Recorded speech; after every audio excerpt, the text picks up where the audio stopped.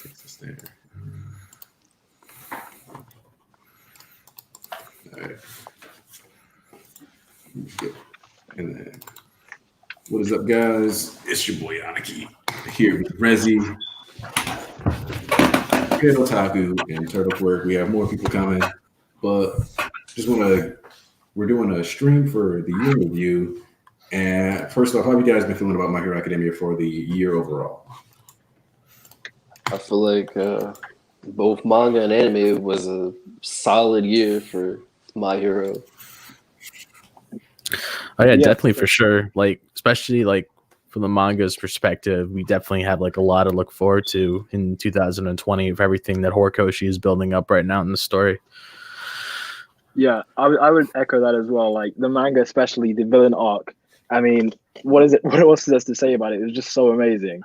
But yeah, the anime is looking pretty good too. Although today I saw a few complaints about the slideshow at the end there, but no, I actually quite liked it. To be fair, I liked it too because like I know like I was talking to like Aniki about it earlier. I know some animes like tend to do that to like show like an emotional.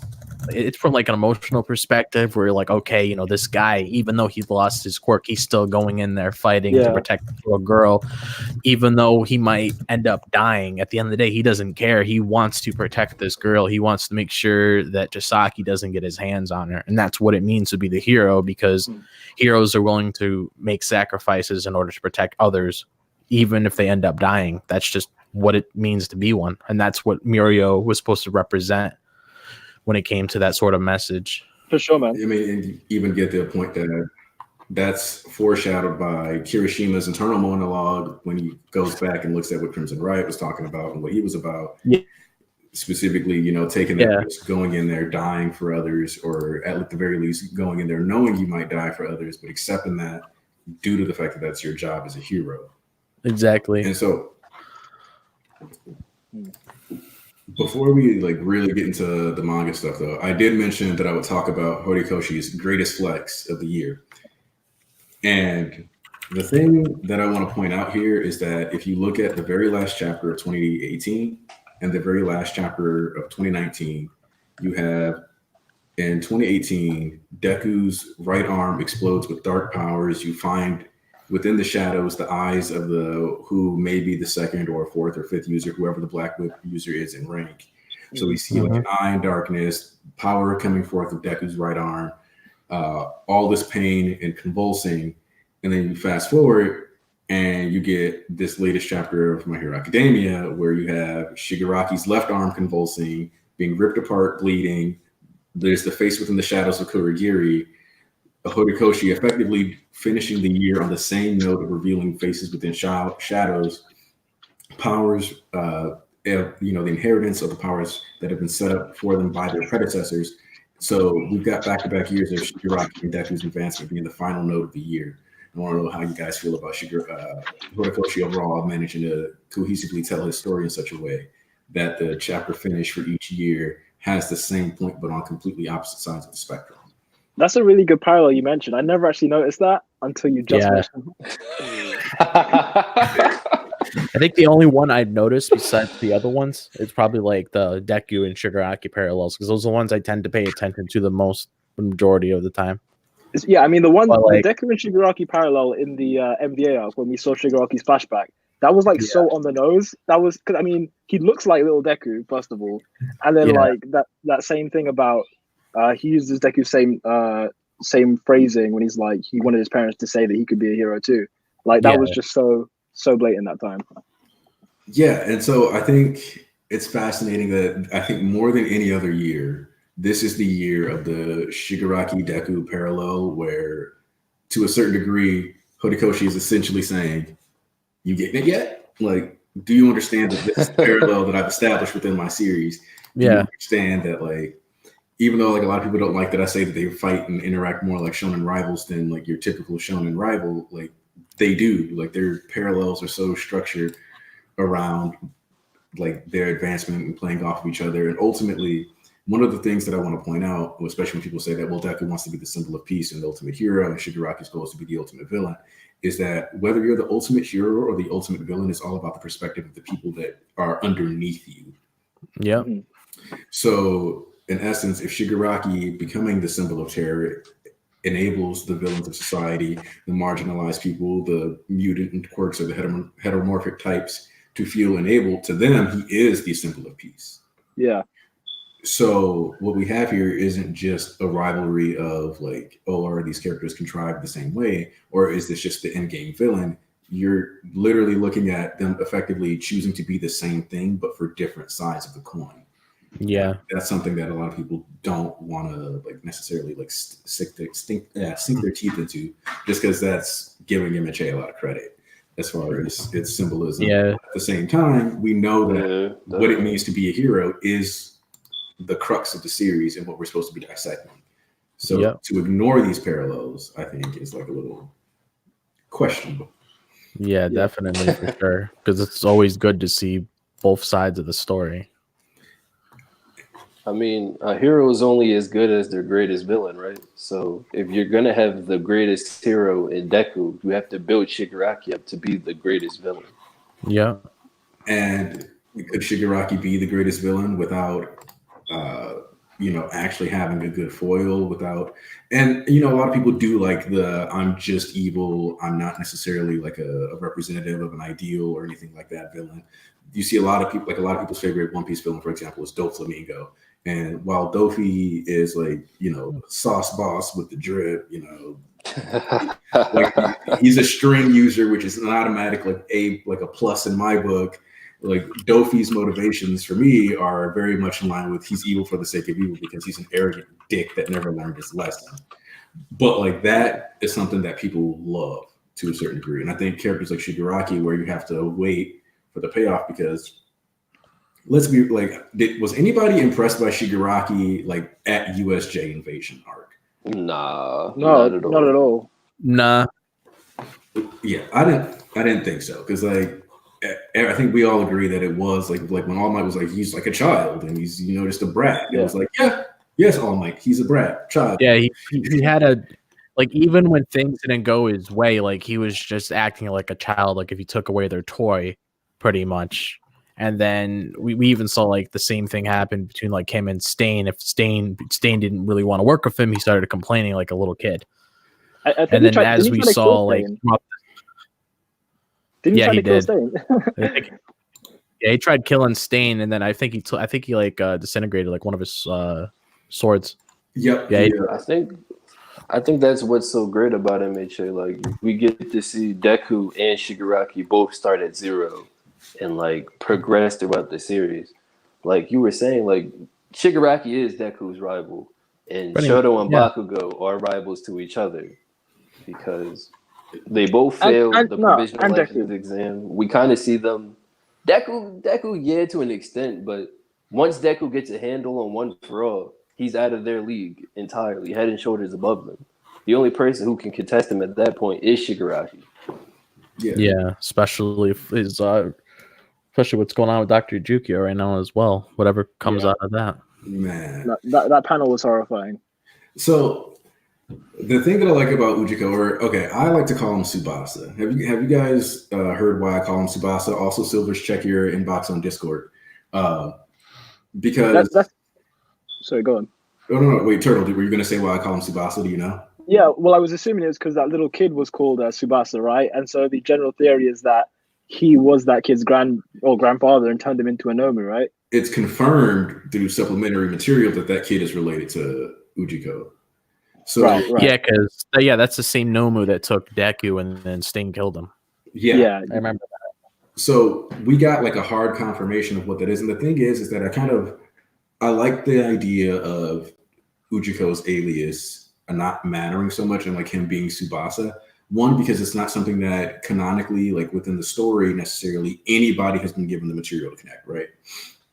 Like nobody knows that Tsubasa or that kid was the Nomu, or even if they do, nobody's going to be like, oh man, I automatically assume the doctor is responsible for this. Like that's not necessarily a rational jump. And so we have this idea of like their names being in plain sight. Like when All For One said Shigaraki is my last name, I personally was like, you know what? This is probably actually supposed to be a big reveal, like both a small and a big one. Like his name very well could actually just be Shigaraki. And it wouldn't surprise me because to me, All For One is arrogant enough that, or like, and bold enough that he would like, yeah, I'm gonna give him my name. This is my legacy. Your like everything you do needs to be attached to me. So have my name. No, but you know how disrespectful it is to. I mean, he killed Nana Shimura, and that's her grandchild, and he's fully giving him his name. Like, how disrespectful is that? Like, it's crazy, man. Shigaraki doesn't know of that yet, does he? No, he doesn't know. Yeah, that's what I was saying. Like, I didn't think it was revealed that he knew that. I'm kind of curious to see his reaction to that. I don't know if he would really care, but it's still interesting to see how he would react still. That's where I find Shigaraki's psyche to be kind of one of the more interesting points now, because we've hit a point where we know that like we have all these reasons to be suspicious of All For One. And the way this has been set up. But my question to you guys is, do you think it matters? Starting with Turtle. Wait, what was the question again? Sorry? Do you think it'll actually matter, even if Shigaraki figures out all of this stuff about how All For One, you know, took his grandma, possibly turned her into a Nomu, secretly gave him her hand so he could wear it on his face after he destroyed his dad's hand, you know, all this kind of stuff. How much of that do you think ultimately matters towards Shigaraki in game? So, like, ultimately, I think he is a bit too far gone for that to actually matter. I think, obviously, we've seen as a kid, you know, he wanted to be a hero very badly, and that dream is kind of denied to him. So I'm kind of thinking that if he was to find out all this stuff at this point, I mean, to do a 180 like that, it's just not realistic. Like, I would be kind of turned off by that, to be honest. I think he should just stay the course that he's currently on. I think Horikoshi said earlier this year in the interview, he alluded to that some people in the series aren't going to be redeemable, and I think that was like a nudge at Shigaraki. I think Shigaraki, definitely, even if he found out, he's going to go down as who he wants to be, who he's become. Yeah, I feel the same way too, because it's like the path that he's going down now that he's liberated and he's free from who he was before. I don't think if he ever finds out about it, he's probably just going to brush it off his shoulders, honestly. It might hurt him a little bit because he's been manipulated. Yeah, because even with that, like, he still has a lot of things to like focus now that the league has grown into like this huge organization. There's like a lot of other things that he needs to worry about besides a personal issue.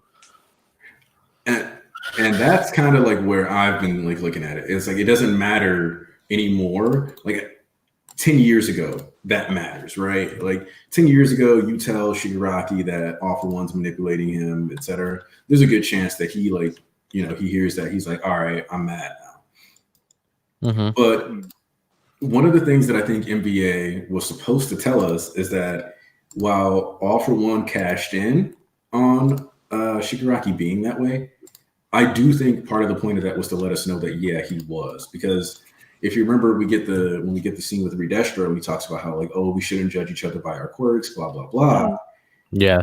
We also, like Redestro more or less says, but actually, no, your quirks are a part of your personality.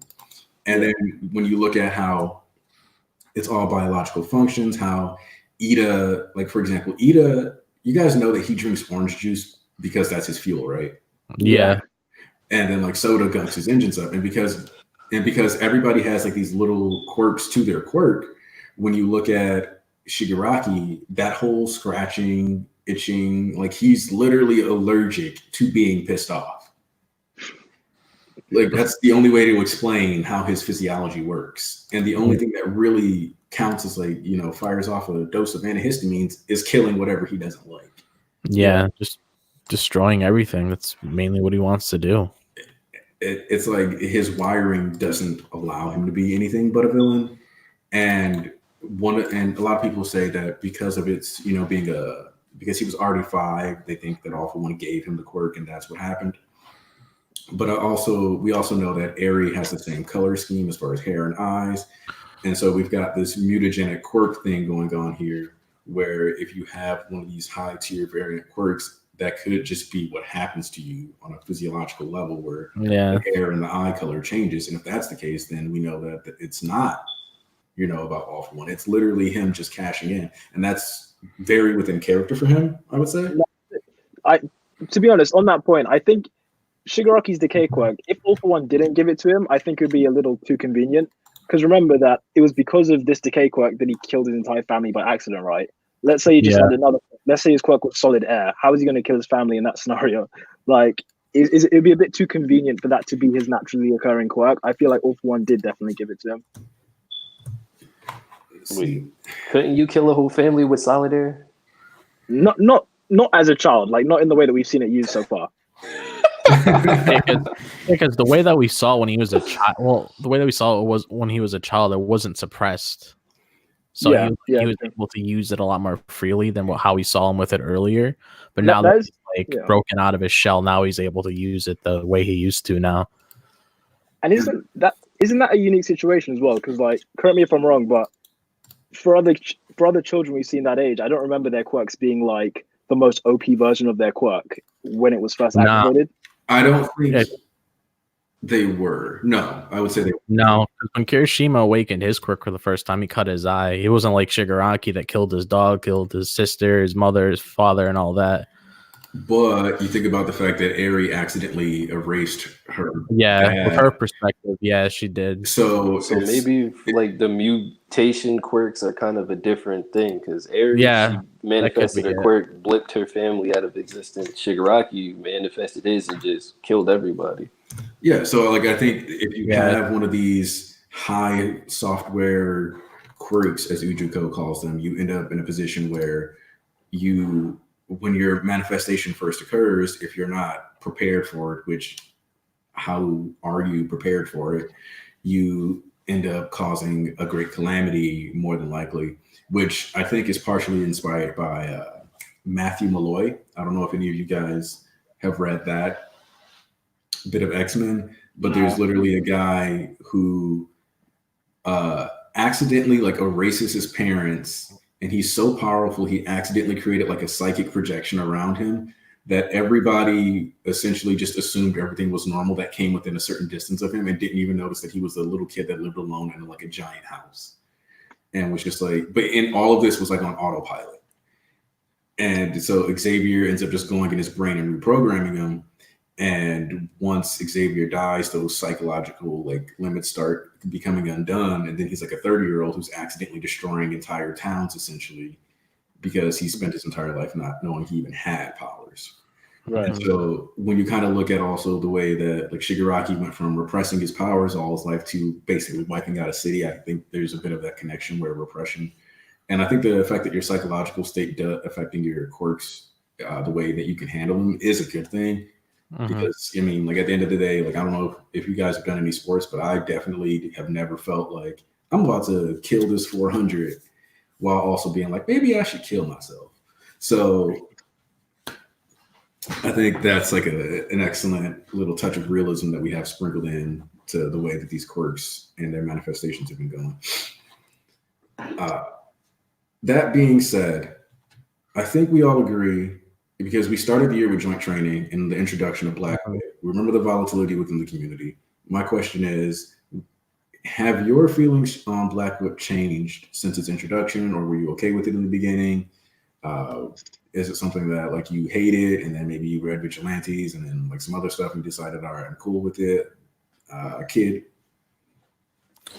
From my perspective, like when Deku awakened when we saw One for All like manifest during that whole entire thing that went down, I was okay with it because I was thinking of like the nature of the quirk and how when One for All like evolves over time and how the whole dream that Deku had was like brought up. I looked at that as like foreshadowing. It's like, okay, something big is going to happen with Deku soon, because that took place before the joint training started, where he had this dream. He came across All For One's brother. He was getting various information about like all these things going on, and then we heard, and then his brother told Deku that One For All passed the point of quirk singularity. So when that happened, I was like, okay, this is what Horikoshi meant by this. And at that point, I know how Deku is. Deku always trains all the time. He constantly thinks of different methods in order to utilize his quirks. Like we saw recently how he utilized Black Whip when he picked up the whole method with Air Force and everything. So like I'm not upset with it at all because, in my point of view, it makes sense. A lot of people like this. The issue that I have that like people have brought up with complaints when it comes to this is that they always look back at like other series where they're like, okay, look at Ichigo, look at Naruto. Like they always look back at that for an example where they're not like giving Horikoshi the benefit of the doubt, where he's like, okay, he introduced this concept in the story. Why not let him run with it and see where it goes? Because we've seen Horikoshi introduce things in the story before, and he always builds on it. He doesn't just put it there and then forget about it. Like he actually continues to build on it, and that's probably what we're going to see with Deku. Like as we continue through the series, and all these other quirks get introduced to us, whatever other quirk that came from a past predecessor, it's probably gonna. I'm pretty sure like he's gonna be able to handle it well because it's not like Deku knows how to use his quirk where he's like in the middle of a town, he sees his building, he uses Black Whip to like pick it up, and he's like throwing stuff like the Incredible Hulk or stuff like that. Like he's actually taking it like step one. He's actually just taking it the way I expected him to, where it like starts at step one, and then once Deku figures out what he's going to do with it, then he goes back, because that's how Deku was when he had full cowling. Like he was trying to figure out, okay, I need to figure out how I'm going to use my quirk in a different way. Then we had full cowling, and then full cowling evolved into shoot style. So I expect it to go down the same route as that personally. Yeah, That's how I feel about it. yeah. I kind of like echo that a little bit because like just taking a step back, it's actually kind of weird that Black Whip was almost hidden away and all these other quirks are hidden away. Because if we think about how One for All works, like the nature of it, it was created because of a transfer quirk that transferred other quirks. So it's kind of weird that the other quirks weren't already included within One for All. Yeah, that's what I was thinking too, because it's like you would think if his brother had a quirk like that, it would just continue and pass on, and then whatever quirk came from that user, it would just go along throughout each generation. So, and yeah. so, like I don't know if you guys saw it, but that's why I call it the We Love a Katamari ball. Has anybody here played We Love Katamari? No, I don't believe so. Okay, so We Love Katamari is a game. It's a very simple one from early, I want to say the early to mid 2000s. So on PlayStation 2, the principle of it was that you took this ball and you just rolled it around a room, and the Katamari would pick up objects depending on their size, and they would just stick to them. And so literally as you're just rolling through the room, you get a bigger and bigger ball just by picking up bigger and bigger objects. So like you would like pick up a cup, and then like as you're like rolling this ball, you get more like cups, dishes, and then eventually you're picking up couches and things like that. That's kind of the same thing with One for All. It's like how, based on its description, and if you hear about it, it's like, okay, it started off as this quirk, it clung to this one, grabbed it, rolled into the next user, and then, you know, almost it has vestiges of, you know, the previous users in it. And it's like, okay, so like if the quirk stuck onto, you know, if they stuck together when they got merged the first time, why didn't they stick together the second time, third time, fourth time, fifth time, sixth time? Yeah. And that was always kind of like my question, where like when I first watched the first season and I wasn't like involved in any Twitter, I wasn't really on like Discord service for anime or anything like that. I was like, okay, All Might probably secretly has like aerokinesis, durability, enhanced sensory, like all these little features, and he's just subconsciously using them without even realizing he's tapping into multiple people's quirks. Because to me, that made more sense to him just getting like wind powers off of like how buff he was. Obviously, it ended up being like, yeah, no, he was just like that physically strong. And yes, in fact, One for All has been functioning like a Katamari. And I'm fine with that. I think that the scaling was good. And I think specifically what I mentioned at the start of the stream with Horikoshi managing to start us with the shadows, the faces, the powers manifesting within Deku at the end of the year, and then finishing the next year on the idea of Shigaraki acquiring power, the same like similar tones going to, like through each chapter. I think that was also in a way Horikoshi telling us, look, this is how tightly I have my series planned. If I want to, I can end the year on the same note, back-to-back years with two different characters and have it go completely under your radar because you're focused on everything on the surface of this chapter instead. Honestly, personally, for me, like I was never really against Black Whip, like at its inception, because like the way I looked at it is like, All for One was grooming Shigaraki this entire time to truly be his successor. So at some point, I feel like there's gonna be a prison break, and then like at the end of that prison break, All for One is going to gift Shigaraki the quirk, All for One, so that way he becomes like truly the next Don, so to speak. But bro, Like Shigaraki I've been is thinking about that. officially that next guy. And But like on that, like 9 from the new movie basically has All for One. Like, have we seen this? So like, there's no prison break involved with that, but yeah, this guy can steal quirks. So I'm kind of confused how this works. I don't think that All for One is the only way to steal quirks. And I just in the same because here's the thing: we've already seen that if you create a drug properly, you can more or less erase quirks, right, with air. Yeah. And so the question becomes to a certain degree because in addition to that, we know that O'Clock lost his quirk, aka Knuckle Duster from Vigilantes, and we saw 6, who is in theory a predecessor to 9, if we're being logical about it, just with the naming sequence and stuff. So we know that like taking quirks has been a thing for a while. The question becomes: has All for One been attached to every stolen quirk, or is there a mechanical means in which you can damage someone's DNA or replicate their quirk through their DNA? Because I've always been curious. One of the things I've personally been curious about is if All for One could grab like the bullets and copy Ares' quirk or take Ares' quirk just off the bullets because the genetic material. Yeah. Oh, So that's I would think Dr. Dukio has like something like that because with the high-end Nomu where we saw that fought Endeavor, like that high-end Nomu, I believe, had the exact same quirk as Muscular as well. So he must have done something similar to that. And the thing that I used to just assume that what the big reveal was going to be that we know from, again, like supplementary material, Ujiko gets a lot of info fleshed out on him. We know he has access to Tartarus. Yeah. So I was like, okay, maybe Hood was Muscular, like taken, put in there, made into a Nomu, better usage of effectively an old piece that's going to be thrown away regardless, right? Mm-hmm. But then we get the revelation that it's somebody else.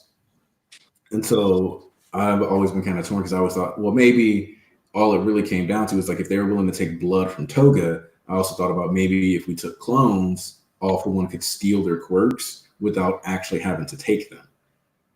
Especially when you have twice. So if you have like twice come here to do measurements, All for One takes the quirks, the clones die, it doesn't matter. But that's actually that's a good point. That's a good point. Yeah. But we have no proof maybe they that found another person with a similar quirk to the Muscular, because like as we know, like in the series, there are people that just have similar quirks to each other. Yeah. Oh yeah, no, like it was just like one of the thoughts that I had of potential, but like also another way for why twice would have been really broken, and like maybe something that All for One would have wanted them to gather or have on their side specifically for that purpose alone is for quirk stockpiling and being able to redistribute into Nomu, which is something that I thought the series might touch on, but I think they intentionally set it up in such a way so that we didn't have to worry about that. Yeah. Let's see. Hold on, what is Squid saying?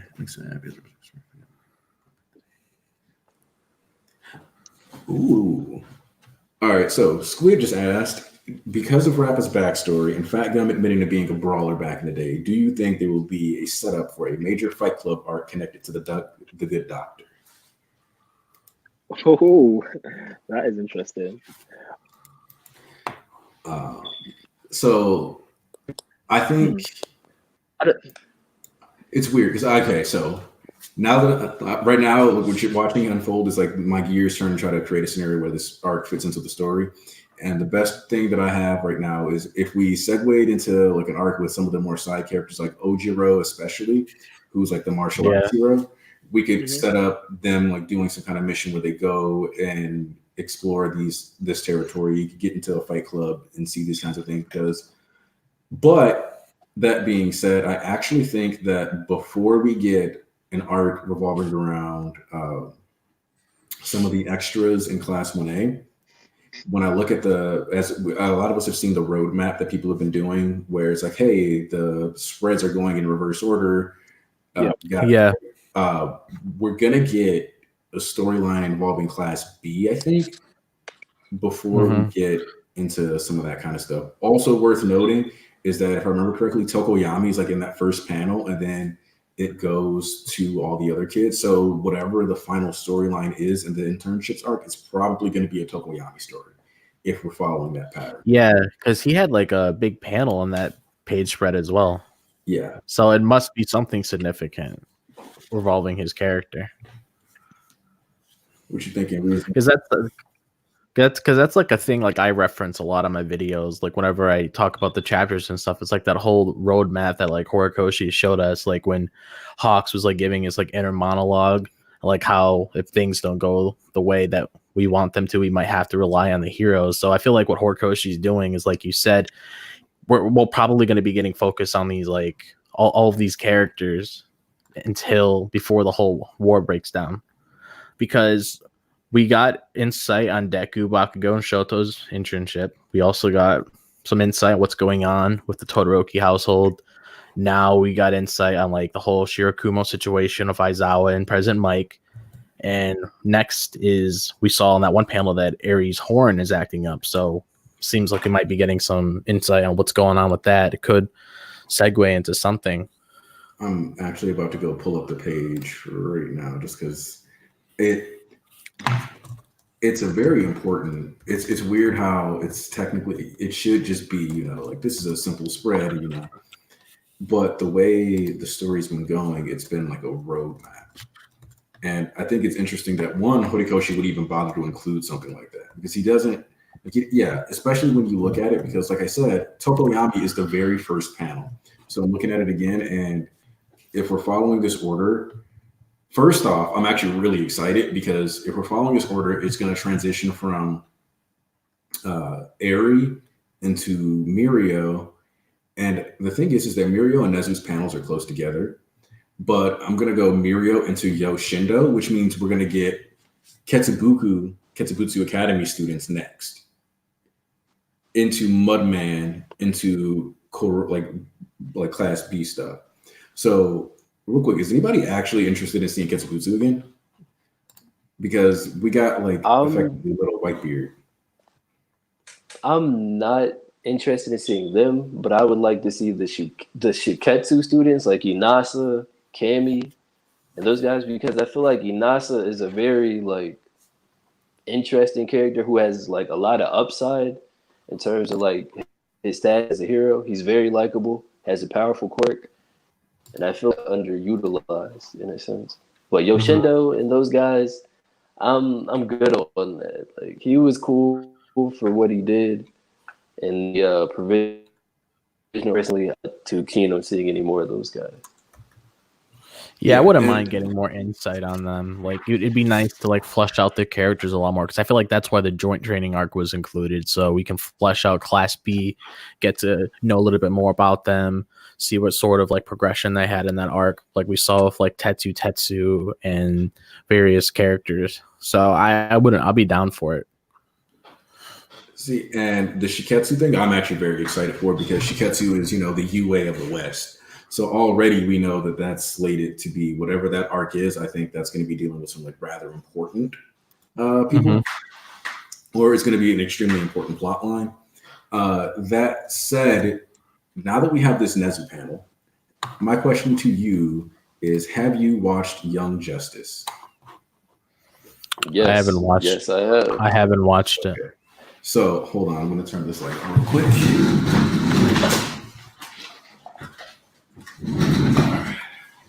So here's the thing. Do you remember the way that the mind control worked in Young Justice, Wrezzy?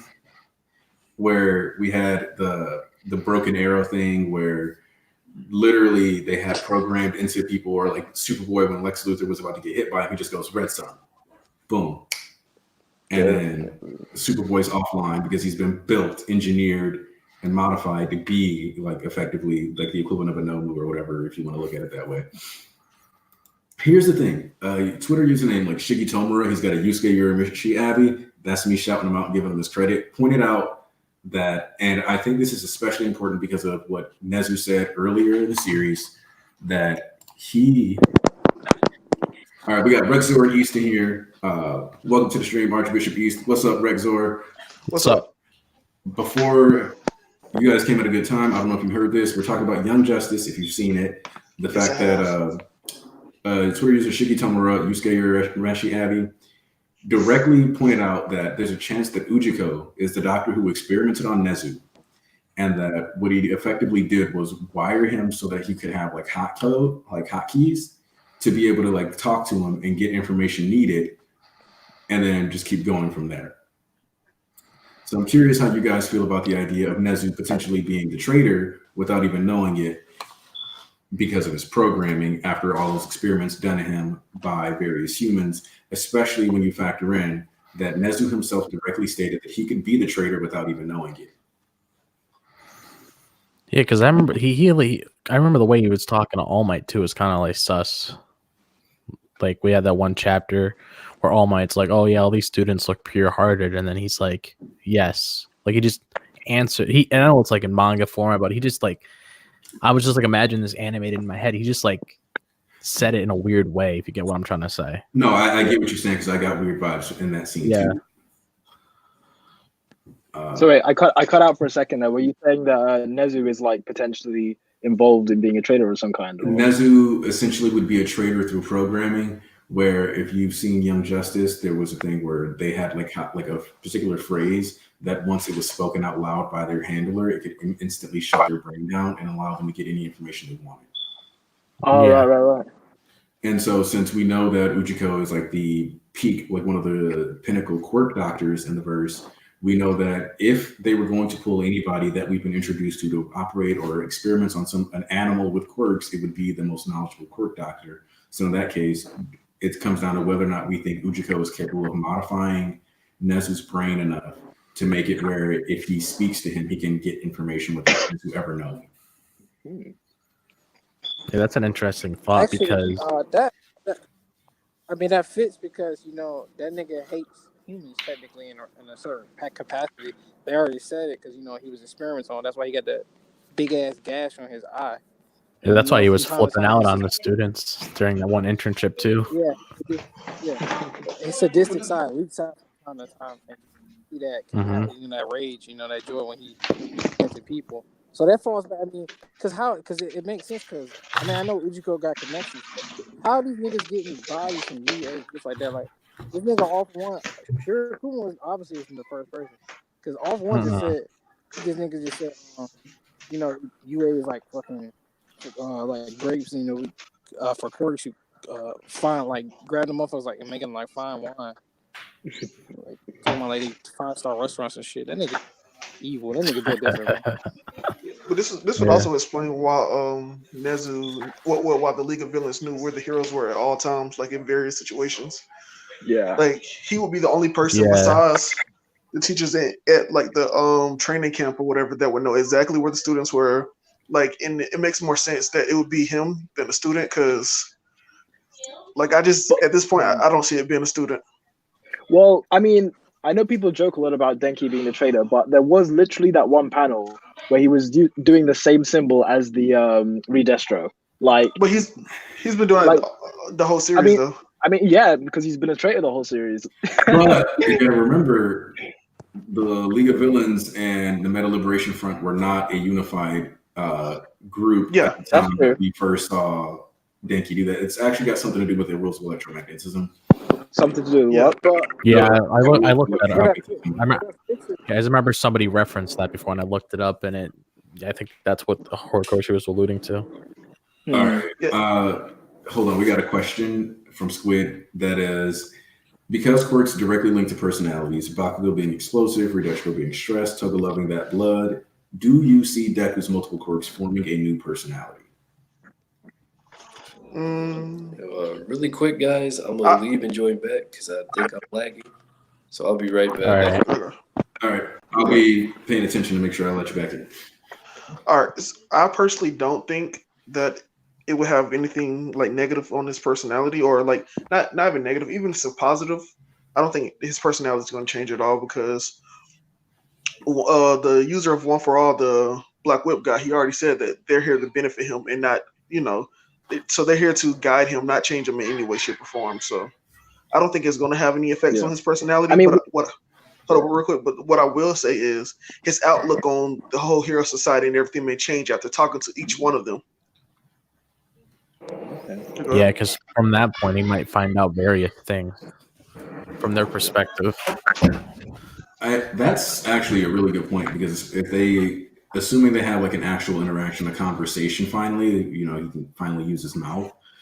They've each seen Hero and Quirk society at very different phases of existence. And while it seems like the first user has been inside the Quirk and potentially active the entire time, I think it's worth noting that they would still all come away with very different takeaways about what Hero Society ultimately needed, due to the fact that not all of them actually directly had to deal with like All For One to the level that like the first user would have had, right? Like the first user is like, okay, I grew up next to him, I should be able to do X, Y, and Z, etc. But like these other people are coming from completely different backgrounds, where some of them might have been more in line with a Quirk domination based society, but at the same time didn't like the idea of All For One, like the way All For One was doing it. So like, let's say the guy who did Black Whip, just because he's got like that punk aesthetic, was like maybe some kind of like Quirk anarchist back in the day. That would still like be like liberating himself from the shackles of All For One and being in direct opposition to AFO, but it would not necessarily mean that he wanted the same thing as the first user. So I kind of see where the idea that it could affect his personality could come into play. But I think moreover, it's about the counsel it can give them, like you guys said, than it is about, because he has certain quirks, they now influence how he thinks. Do you guys think that each user has not necessarily fought All For One, but at least had an encounter with him? Or do you think it's only the first user, Nana, Almighty Deku? I think it's almost inevitable that they would have encounters with him, to be honest. I just think the way they approached their interaction. Yeah, they might have like different scenarios play out, like when they came in contact with him, based on like what occurred at that time. Yeah, because I mean, obviously, like just because of the nature of One For All, the first few users probably wouldn't have actually been that strong if we're comparing it to like, you know, obviously what we've seen like Deku, All Might. So they probably wouldn't have had like full on battles with him, because unless their quirk was like amazing, their original quirk, I mean, they'd probably lose. Which was unlikely, because you got to remember the quirks get stronger after each generation. So if you go back 200 years, these quirks aren't that strong. Probably basic, yeah. Yeah, well, he's like 8th gen right now. They're going in like on that. Well, Deku and them sped up to the 8th gen, where they're Shigaraki and them are like, they're going like in canon now. They're going on like their 5th or 6th gen. So but, you know, or sped up like to the 8th gen already. So the thing is that let's see, I believe Deku's mom counts as a 4th generation quirk user. Okay. Now, part of this comes down to remembering the way that society is structured, generations get factored in, and in general, the propagation of quirks. Her being a 4th generation quirk user does not necessarily mean we are in the 4th generation, or like her is like everybody in her age group is the 4th generation of quirk users. We could have anywhere between 1 to 200 years of range, where we could have multiple One For All users that had very short tenures, or had tenures that were only like 7 or 8 years, or we could have multiple people with All Might length reigns, where All Might, I believe if you guys follow, I don't know if you guys follow Sandra on Twitter, but I think she has All Might calculated to be around 54 or 56 years old. Okay. Which keeps him about 10 years older than Endeavor, but it also allows for the time in the US and all those other things. So I've always thought All Might was around 50 something too. But if that's the case, then that means that All Might would have sat on One For All for like around 30 years, which does equal an actual generation. Like we tend to measure those by about 20 to 30 year spans. Because but that doesn't mean every single user got a 30-year span, because if every single user got a 30-year span, the story goes back over 240 years. And I don't think, based on the society they're living in or the circumstances that surround One For All, that that's a rational expectation for all the users to have lived, you know, you know, that 20, 30 years, especially in the early days when we know that out of hundreds of people, for example, in the US that applied to be heroes once the hero system was coming into play, only 7 people actually made it. So there was a lot of people running around for revenge and just like getting in big fights. So it kind of seems like everything was the Wild West for a good while, which I think would definitely impact the terms of some of the other users. Yeah. Rex, you weren't here. I don't remember if you were one of those people who didn't like Black Whip at its introduction and had to be like brought on. What was your take on that? When it happened, I thought it made complete. What do you mean? Like when it happened at the joint training arc? Yeah. When it happened, I was like, okay, so this is what I was expecting to happen since they showed he was able to see them at the sports festival. I was like, I thought it was a possibility. I was like, it's 50-50 whether he decides to go the route of being able to use multiple quirks or whatever. So I was like, if he does, it's cool. If he doesn't, I trust him. So when it happened, I was like, okay, cool. This is what I expected. I like that, it was kind of in conjunction with the way he used One for All already. So he couldn't use 100%. So it was more like he used 5% of it. And then when it unleashed for the first time, of course, he didn't know how to control it. So it was at 100%. And we get to see the full capacity of what 8 generations of passing on the quirks does to like quirks besides One for All.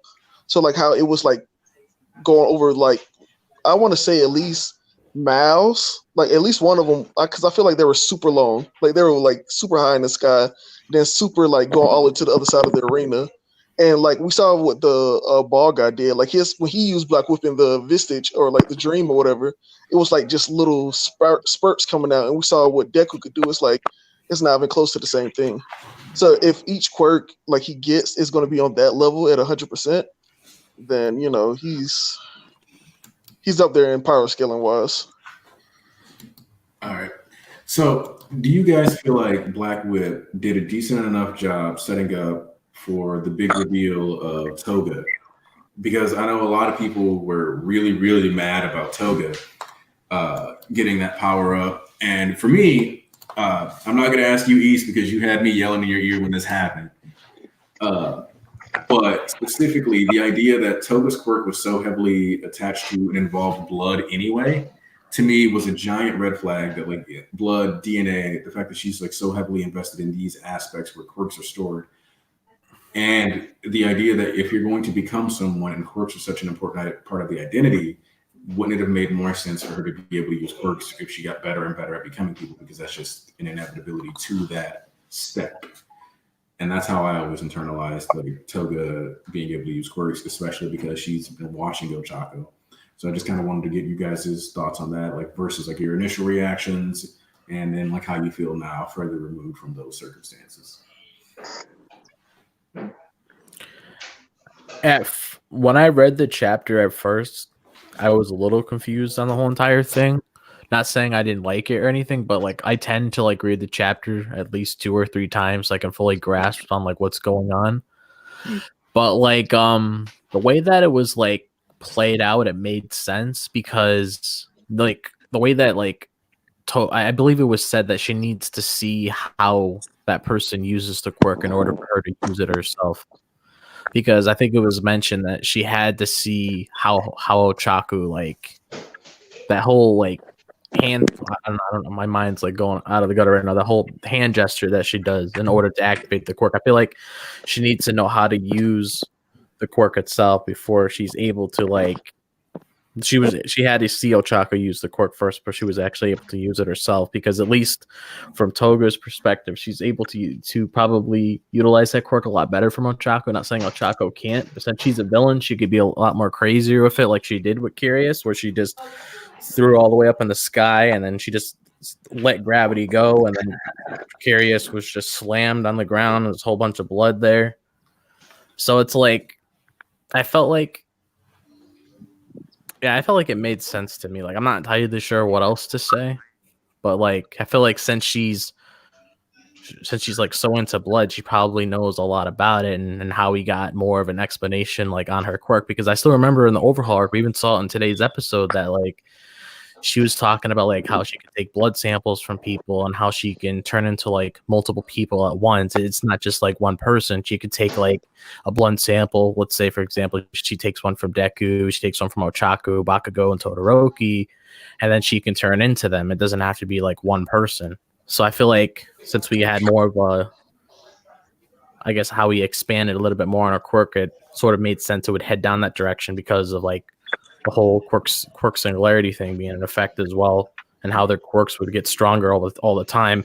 Because we saw the same thing with Twice at first, because with Twice back then when we found out about it, when we learned more about it in Overhaul arc, we learned he was only able to make like 2 clones. Now he can make like a whole army, and I believe Jiren referenced that his quirk itself has like the potential to like to take on a whole country, just because of like where he can go with it and stuff. So yeah. And I think one of the things that I think My Villain Academia highlighted very well actually was the scene where they broke into the office, and one of the Twices makes it a point to make a Twice, and then that Twice makes a Twice and a different clone. And that alone is one of the most powerful abilities at Twice's disposal, is the ability that because he can make 2 people, yes, the secondary clones that he makes can always be weaker, but the fact that he can always make one of himself plus another person if he wants to is actually kind of instrumental towards the league being able to have doppelgangers and in general success going forward. Though I don't think we're going to be seeing a lot of Twice cloning himself due to the shock whiplash. Horikoshi seems to be very adamant that you don't get over your mental issues too quickly, even to the extent that, you know, the latest chapter, we still have Twice needing to have the liberation ideology explained to him by Hawks, which is, while kind of like a gag, also Horikoshi keeping plot threads actually going. Thank you. That continuity shit is my favorite. Always my favorite. With Toga, when it first happened, I was like mad confused because I was like, wait, she can use, because it was like, if she could always do this, why didn't she do it earlier? Then as I reread the chapter or talked to some people, it seemed like that she has to study the person. So like if she takes, let's say, Kirishima quirk, and she's never seen Kirishima's quirk, or for a perfect example is Cammy. I don't think she's ever seen Cammy's quirk, so she would never know that what Cammy quirk is or how to activate it. Because kids randomly figure out how to activate their quirks, and repercussions could come from activating. Like you look at Kirishima when he hardened his hand and cut his eyebrow, that was like a mistake. And since Toga is only in people forms for short periods of time, she would really have to know that person inside and out. And I think that's a great limitation on her, that she actually has to know how they use it. Like, and I feel like she's been Ochako the most throughout the series, and like it's been with her the most. So it makes perfect sense why she would be able to use her quirk to the extent that she was able to use it. Yeah. I think this application of the quirk, it is kind of a step, because if you think about it, it's kind of weird for you to be taking someone else's blood, looking exactly like them, like essentially using their DNA to look like them, yet not having the power that they innately have. Like that part didn't really make sense to me anyway. So the fact that she was able to use Ochako's quirk, I didn't feel any way about it. I was like, this should be happening, to be honest. But at the same time, it does make it a little tad bit overpowered, obviously. But then, like you guys were saying, like she needs to know how it's used. So I guess that's the limitation, I suppose. Yeah, because like you guys were saying, like she needs to know how to use it in order to like she needs to study somebody in order to use it. Otherwise, it's just nothing to her. She's just transforming into people at that point. But now that she knows of this, now she can probably use it to her. People. Yeah, she can use it to her advantage now. And like I was thinking, like Monema's quirk, isn't it that when he copies someone's quirk, he actually knows how to use it, like right off the bat? Is that correct? Yes. That seems to be the application, yeah. Right. Okay, so it is a lot different then. Which is something that I think is kind of interesting about Monoma also, is that he can tell the functions of your quirk, but he doesn't necessarily. Toga's her quirk development was really interesting for me, honestly, because I feel like the quirk developments in general are just like pretty astonishing. Like, it's one thing to look like somebody; it's like a completely like a leap to be able to use their quirk. But what you guys were saying is like right on the money. The fact that she's been Ochako and she's been around Ochako, she has seen how Ochako uses her quirk. So I think that's a pretty interesting limitation on it. But could you imagine, like, would it work if she like spent time with Aerie and she like got Aerie's DNA? Could she use Aerie? Oh yeah. Oh my! She could get it from the bullets. She could get Aerie's blood from the bullets because the League of Villains, the Paranormal Liberation Front, they have the bullets with them right now, don't they? Yeah. So, Yeah, like, they're trying to reproduce them as well, I believe. I think this would be a case though of utilizing So an is extra. Toga gonna be like the secret weapon in all this? I don't know. Okay, so wait a minute. So here's the thing. I think Have, like, trying to Aerie transformation going on. I think trying to use Aerie's blood from the bullets won't work due to the efficacy issue that Overhaul mentioned. And if it does come Can up, no one hear me? Yeah, we can hear you. Yeah, we can hear you. wait, No, can I Wrezzy said, not hear y'all me? just don't care what I'm saying, huh? Wait, no, I can hear you, Wrezzy. Can you hear me? Wait, I think Wrezzy can't hear us. Wrezzy, can you hear Aniki? No, I can't. Okay. Oh, okay. He can't hear you. Okay, that's the issue. Because we answered you, and then like he started talking, and then he was like, "Wait, can?" So, all right. So yeah, you can't. So yeah. All right, hold on. What about now? Nope. Wait. Speak to me, buddy. Yeah, StreamYard is weird sometimes. Like he said, he has the same problem sometimes where he's just not able to hear someone in the stream. All right, I'm back. Can you hear me? Yeah, know about this. So he showed me. Can you hear him now, Wrezzy? All right, so Yeah, I can hear him now. now I can't hear Wrezzy. He can't hear you now. That's funny. All right, Wrezzy, say something. Oh yeah, he can't hear me again. That's crazy. It's funny only because I can connect to everybody and Wrezzy can connect to everybody apparently, but we can't connect to each other. Yeah. So Wrezzy, you may have to leave and join back because he left and came back. You may have to do it too. Yeah, that's how All right. sometimes that's what I have to do sometimes. Just leave, come back. Usually resets should work. Yeah. At least majority of the time. That's funny. All right.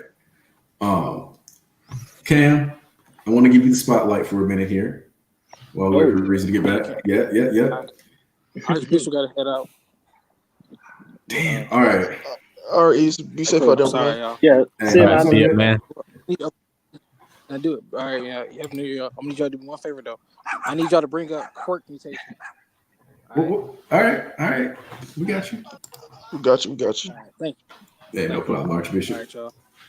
New Yeah. Year. See ya. Y'all- Oh, snap. The kids snap. All right. One of the things, though, that I had been thinking about kind of as one, like Cam, I want you to talk about your theory just because I feel like I haven't gotten to actually talk to you about this time. It's so good. It's so good. Thank you, man.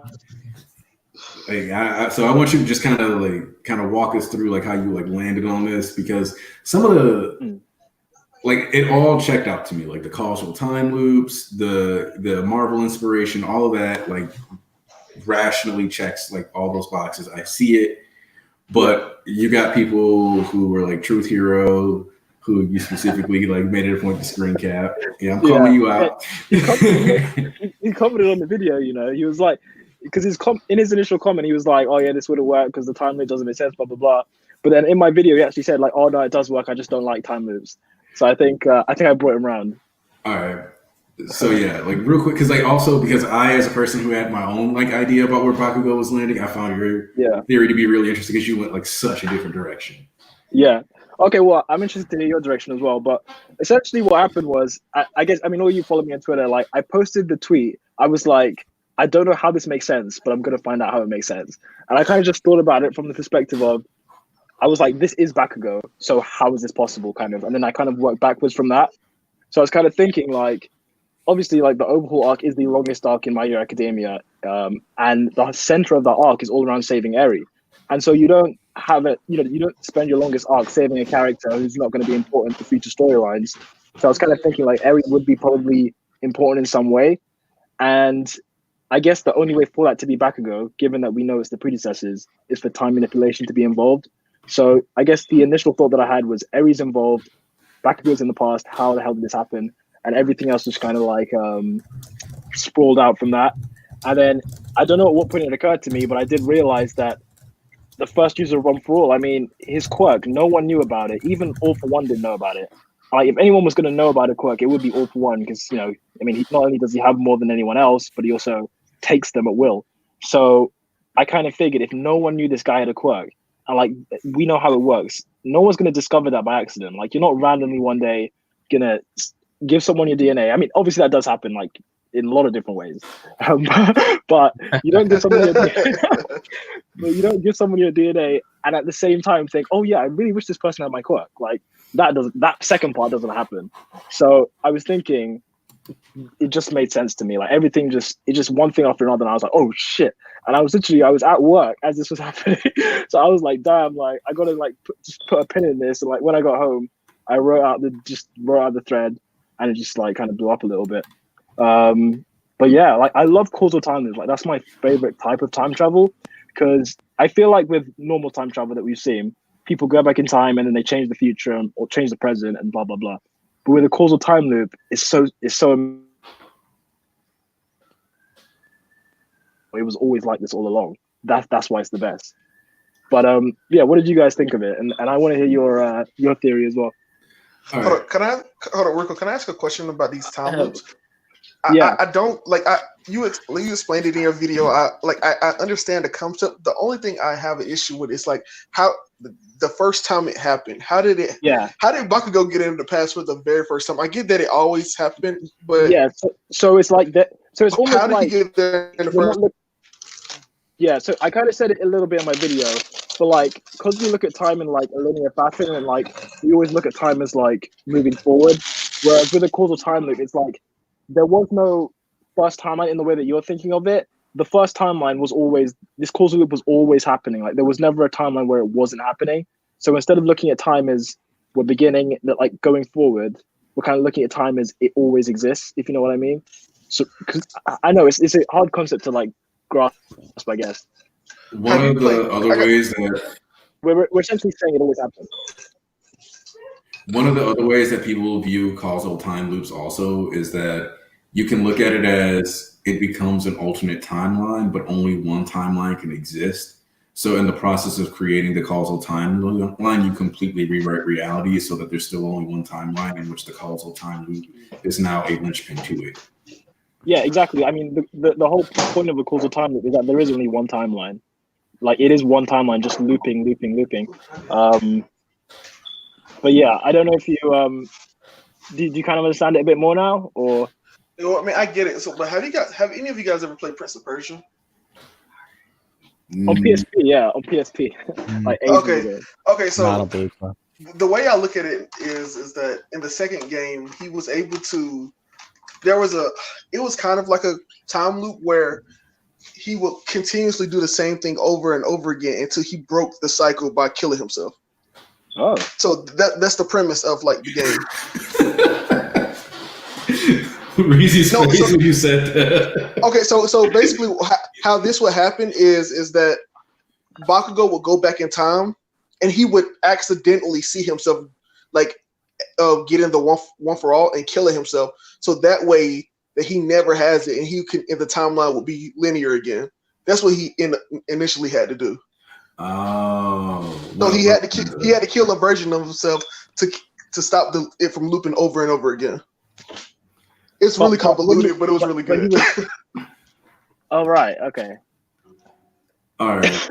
See, like the thing that I think, like, it's for me, it's the amount of things that fit perfectly, even though like we don't like the only thing that people can really argue is that we don't know Eri, or we haven't seen Eri be that powerful.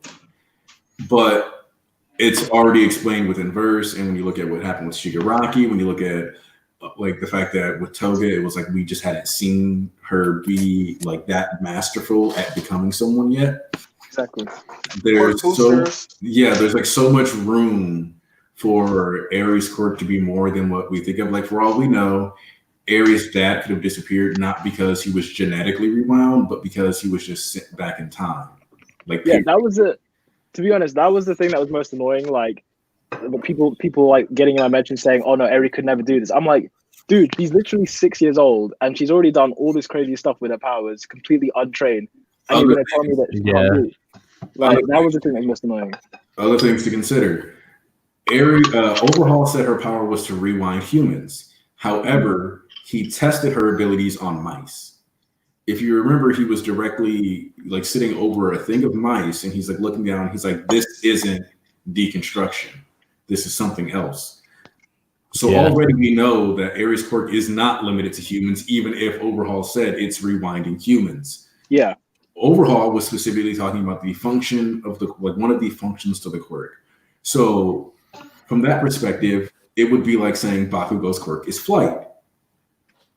Yes, Bakugo can fly with his quirk, but he can also shoot you in the face.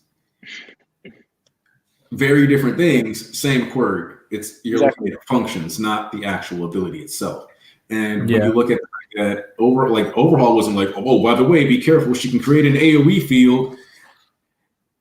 And then what do we see when like they're fighting? He makes the giant arm, tries to smush them. A giant AoE field is going on. The rewind is spilling all over the place. If it was as crazy precise as Overhaul made it sound, Deku would not have lived, period.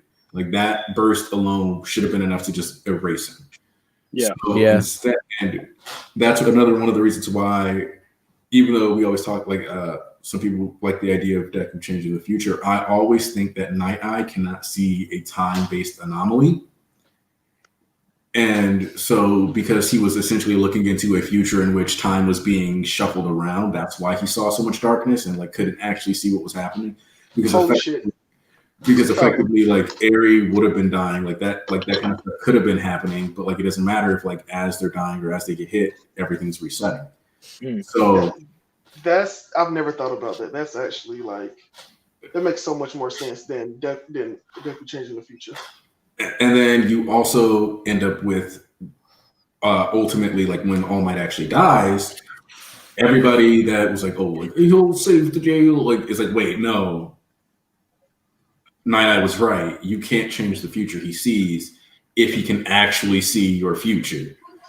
That was just a fluke because we literally had time-based powers involved. And I think that makes more sense than emotions just changing the future, especially within a series like My Hero that has made it a point to stay away from letting feelings be that powerful.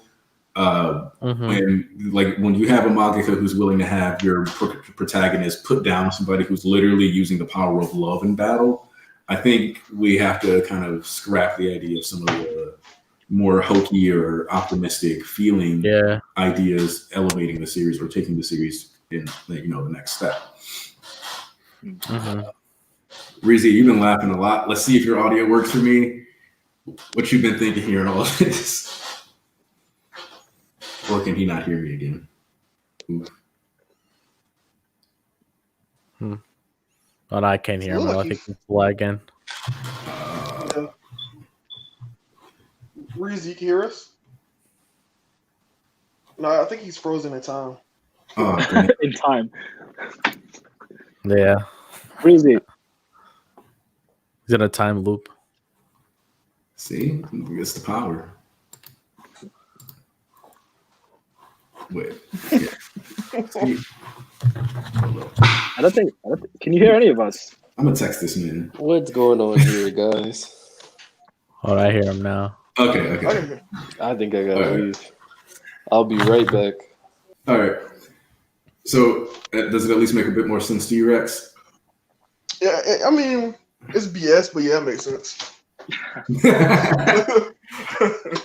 All right. So But you know what? Actually, just very quickly, because there was a point that I had in my video that I actually took out just because it made it a bit too long. But I kind of wanted to say that time manipulation and kind of like almost time travel in a sense has already actually happened in My Hero Academia, in a sense, if you think about it. And basically my initial point was that if we remember, Night Eye saw into the future of that Shihisaikai member, right? Mhm. And then by looking into the future, he found out the codes to get into the Shihisaikai base. And so by looking into the future, it changed his actions in the present, which obviously he's not traveling into the future and all that kind of stuff, but he's using information from a different time to influence this time and basically essentially create a new timeline. So there is, in a way, time manipulation in My Hero Academia. Like it wouldn't be too far-fetched to say that the mere existence of Night Eye alters the time stream in itself. Exactly. Because the mere observation, because like if he doesn't know the specific codes, like because certain things that happen in Night Eye's life are directly contingent upon him looking into the future in the first place. Exactly. And like if he didn't look into the future, then how does he get those codes? Exactly. Yeah. And if he doesn't do that, then they don't save Eri because they had no idea where Eri was. So like if he doesn't look into the future, they don't save Eri. And if they don't save Eri, then who, like, God knows what else changes. Like Mirio will probably still have his quirk and a bunch of other stuff. So like there is time manipulation involved already. People just kind of don't really see it because it's not blatant. It's not like in your face, but it is there.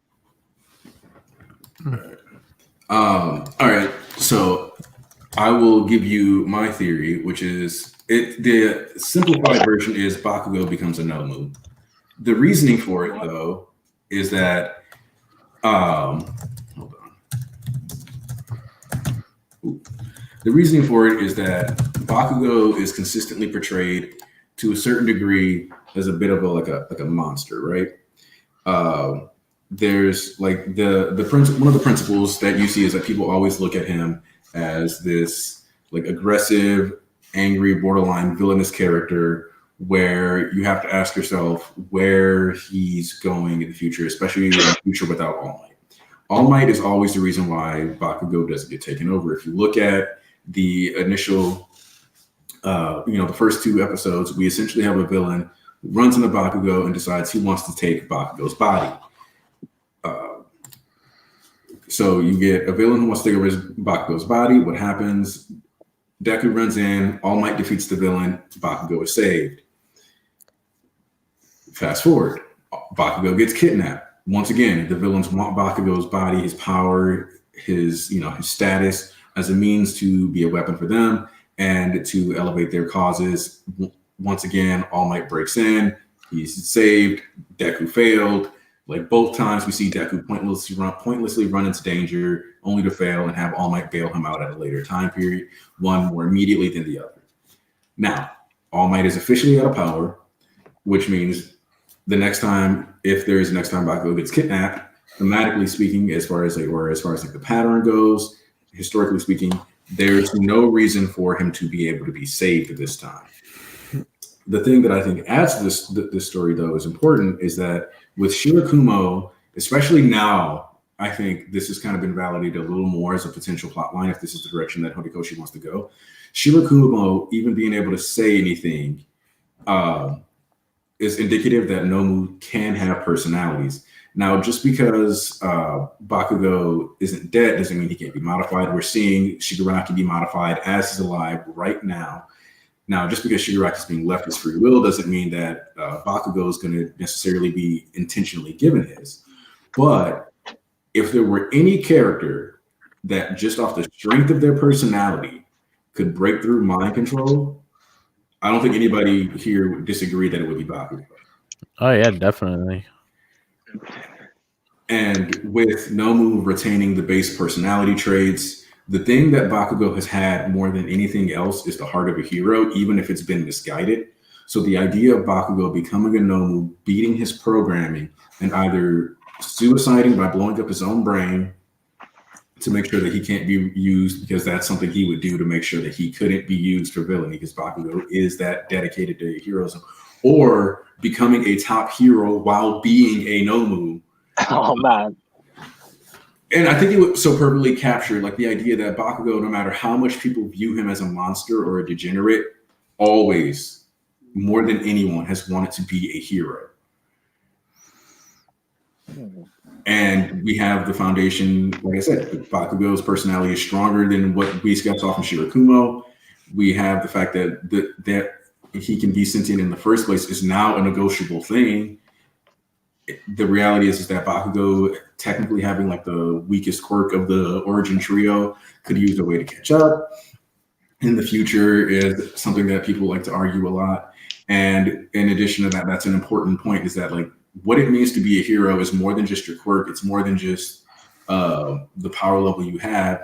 It's more than what people see you as. It's what's in your heart, which lines up with what Crimson Riot said. It lines up with All Might picking why All Might picked Deku, and it kind of like would retroactively validate Bakugo as, yes, this is a person who would have been worthy of One for All if given time, but ultimately his path of his hero has always been his own, and one that is completely detached from legacy or anything else like that. Because when you look at Bakugo as a character, he's the only one of the origin trio who does not come or does not have influence from, essentially a legacy within the My Hero Academia verse. And all of his teachers that try to be like that for him die or, are injured horribly and thus cannot teach him anymore. Barring Endeavor, who I'm pretty sure we all agree is dying. Yeah. I'm sort of 50-50 on him in the war, though. I don't know if Endeavor's dying in the war. Yeah. That being said, remember when I mentioned the Tokoyami plot? Yeah. I think that plot is going to be I think that's going to segue into that. Hawks dying. Yeah. So what I think that's going to turn into is the death of Hawks and how that ends up leading into the villains having an upper hand in the war, but also it's finally the time we get a focus on Tokoyami and the others. Like I think maybe Shoji too as well, I think is going to get some emphasis there because they're both the mutant type's best friends. I think Horikoshi's made it a point to say that he wants to show an arc with Shoji, so I think it's a good time to utilize those characters while still sticking to the main storyline. Yeah. And I don't know, how do you guys feel about if Hawks were to die, say, the end of 2020? I personally don't think Hawks is going to die. That's just, I think out of All Might, Endeavor, and Hawks has the least like potential to die. And I think that the reason I think he's going to live is that even if the heroes do, like, if the kids do escape the villains and they do escape Japan, go somewhere else, or they need someone to guide them, because, like, I don't think anyone in their class at the moment it has the ability to lead them all in a situation like that. Even Ida, who I think most people agree is an excellent leader, would be able to sort through all the turmoil, plan what to do next. Even Deku, Bakugo, they would, have different opinions on where to go. Everyone would just like be scatterbrained. I think they need a hero to guide them along the way. And I think Hawks, being young and being closer to age as them, going through all of that, realizing his mistakes, would be the perfect one to guide them. But I could be wrong. I mean, no, you're not wrong in an abstract sense, yes. But then if we're looking at it in the context, this guy is like deeply involved, like deeply embedded in the paranormal liberation front. Oh, when I say he's going to live, I don't mean he's going to live and like be able to be a hero again. I think that he potentially will lose his wings, like they will get torn off his back, like Angel, and like he wouldn't be able. Yeah, like Icarus, kind of. Like he would get too close. Yeah. He's too close to the sun already, and he won't be able to fly again. But he would be able to teach the kids. See, and I've always I mean, in terms of Hawks actually dying, like by the end of 2020, that is definitely possible. Maybe you guys can help me with this, because in the last chapter, right, he had like this really weird grin on his face, and like I'd never seen that look from him before. I was kind of confused why. Like, is he thinking that the heroes are going to come and take down Shigaraki at the hospital? Is that why he was smiling like that? Like, I personally, I think he's getting cocky, and he actually thinks that they're in a position where, in his mind, he's like, "Yeah, we got the information. We're going to be able to make the move. We're going to go to the hospital. There's nothing the villains can do because he's the man who's too fast for his own good." So, like, that includes like rushing ahead mentally, thinking that things are way better than they actually are. because like we've got these weird villainous looking faces. Because I like pulled up the page, and he's definitely got like snake-like features in this, but I think it's more like he looks sly because he really thinks he's being clever and like pulling one over on the Metal Liberation Army. I just don't think that's gonna matter. No. And I think Destro knows I everything that's personally going feel on. like,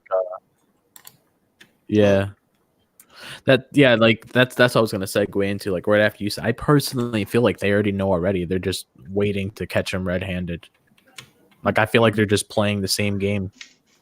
Yeah, Because like ever since he had that conversation with Destro, I sort of got the vibes where they already know what's going on. They're just waiting for the right moment to strike. Yeah, because I mean, at the end of Because the at day, this they're point, still getting information, right? yeah.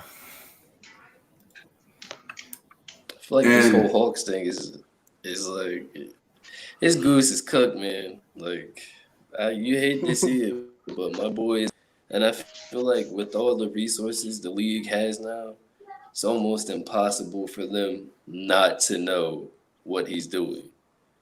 Yeah. But like you were saying, maybe they're just waiting for like the right moment to like get a little more usage out of him, so to speak, or something from him, and then like Dobby's gonna fry his ass, and then we're gonna be eating hot dinner.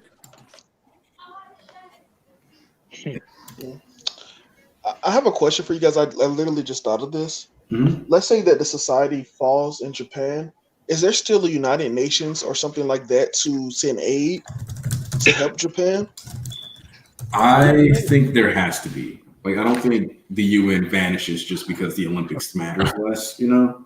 Yeah. Well, you know, quirks, I think every country was dealing with it themselves so heavily that I don't know if like that's, remained. But I was just thinking that does Shigaraki influence only stay in Japan or does it expand globally? I'm thinking, is it going to come to a point where it might expand globally? Because I feel like once because I already know the villains are going to win. Like after this whole war concludes, I pretty much look at it as like the Marine Ford of My Hero right now. Yeah, that's basically what I'm looking at it being set up. So, yeah, so I see it as the villains winning, and at that point, the heroes are going to have to get some resources of their own in order to fight back. So they're gonna have to like expand. They're gonna have to like go to the United States or something like that. I'm glad you mentioned the United States because my personal clutch god to get them to the United States. You ready for it? Is it Pony? Yes, it is Pony Tsunatori. Because we now that's legitimate in story. We know that she's from the U.S. She's more than likely rich. And that gives us like a reason for somebody from overseas to take interest in them specifically as a group, other than, we got to save the kids. Because keeping in mind that every country around the world has a higher crime rate than Japan, because the average crime rate is 20%, and in Japan, in the current timeline, it's only like 9 or 10% after the fall of All Might. So it's not like anybody from other countries is necessarily in a position where they're like, oh yeah, like let me go over here, pick up this burden, try to save these kids. They got twice the problems to deal with. So they need an incentive to go and interact with these children and go save them. Besides just, it's the right thing to do. Because the right thing to do is also saving their own countries. Well, I think it's with the UN, it's more so that they've already have treaties and stuff in place. Like if something does get out of control, like it's kind of like war. Like once, like who knows, like what's the doctor's name? I don't know how to pronounce it. Tsubasa or Uchiko, depending on if you want to hop on the wave of we're giving him credit for his nephew/grandson's name, or Uchiko if you're sticking on the alias. You said what? Basically, you can call him Uchiko or Tsubasa.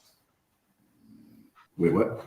You can call him Dr. Eggman if you want to. Do you guys feel like Hulk and Endeavor might die around the same time, or do you guys feel like just Hawks is gonna die? I think if Hawks dies without getting his wings cremated off, either Hawks is dying and then Endeavor's gonna die, rushing in to save him or something like that, or Hawks lives, but Dobby specifically cremates his wings. The third option, though, is also that in this process, Hawks eventually does become evil, like actually evil because of disillusionment from one, the hero society, and literally Hawks is the symbol of hero society to a certain degree because he's the one that they trained, conditioned, honed, and like taught to be a hero and raised. Like he's been raised by, you know, the Hero Commission. And so from that perspective, you can have that happen, and he's works as like that symbol, and as society becomes more corrupt, so does he, and he leads into like becoming their proper number one hero after Endeavor dies. That's the only scenario in which I see Hawks living, especially because of the fact that Hawks was an Endeavor fanboy. And if the Toyodabi plot explodes and Hawks gets the revelation that the hero that he more or less kind of modeled himself after, like putting in the work and getting fast and being good and rushing to the top, was actually kind of a shitbag to his kids, I think that could actually hurt him a lot, especially while also being around an ideology that's got a lot of zealous mania to it, which would allow him to be finally like actually tainted and influenced. So I'm seeing either Dobby's burning off those wings. That's the only way I can see him living unless he becomes evil. Yeah. Because it would follow the whole Icarus theory people have in mind if that ends up happening. That's the only thing you can really do with him if he lives. You either remove his wings or he just becomes evil. Otherwise, just looking at what direction he's going down now, more likely going to die.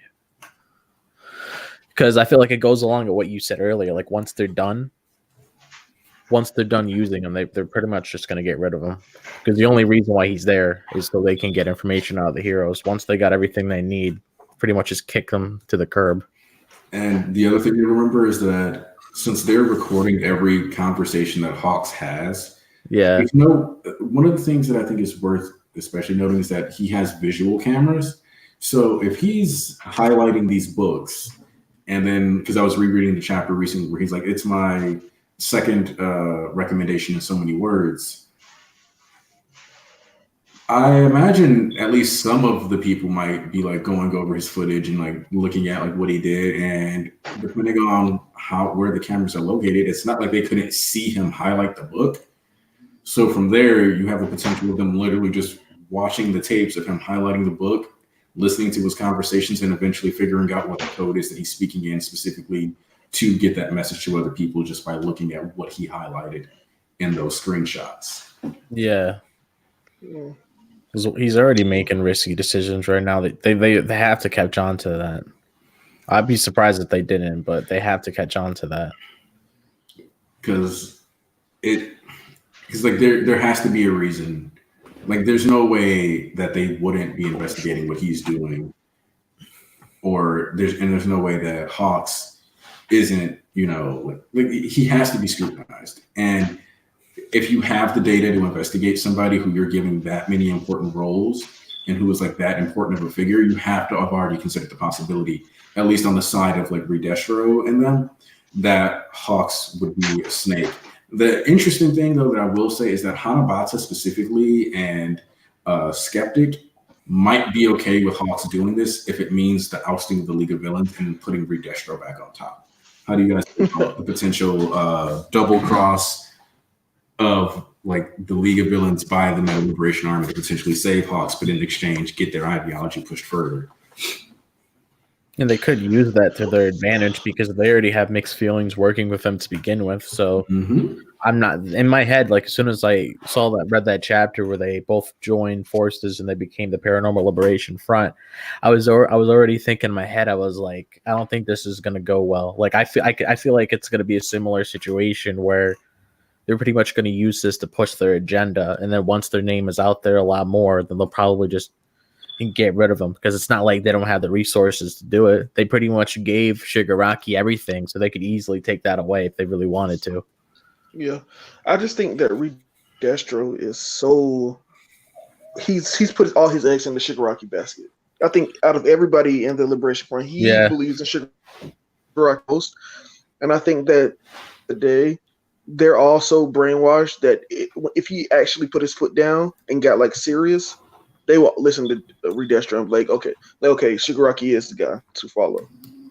Yeah. Because at the end of the day, none of them believe in themselves that they should lead the Liberation Front. They think it's him. Yeah, because And it yeah. go ahead. Oh, no, I was gonna say I feel like where that is probably when he saw Shigaraki finally liberated and he's finally free, and that was the whole thing they were looking for. Is that they wanted someone they wanted Shigaraki when Shigaraki and Reduster were fighting, and then he saw how Shigaraki's eyes finally opened. Like that's something that he always wanted to see. And I feel like that's probably why he just bowed down in front of him and just handed everything over. But I still have that sort of vibe where something might happen because sometimes like you can build an organization. Gotta get this video uploaded. All right. It was a pleasure talking to you guys. I'll catch you guys in the church chat, kid. It was great talking MHA with you. Boys, catch me in the next stream. Whatever. All right. All right, nice having you out here, man. Guys, I'm gonna catch you guys later. See you back. Also, Cameron's like hopped out for the night now, which makes sense because it's basically 11 p.m. by him. Okay. So, which since we're losing people, we can start the wind down process if you guys are. Yeah, that's fine.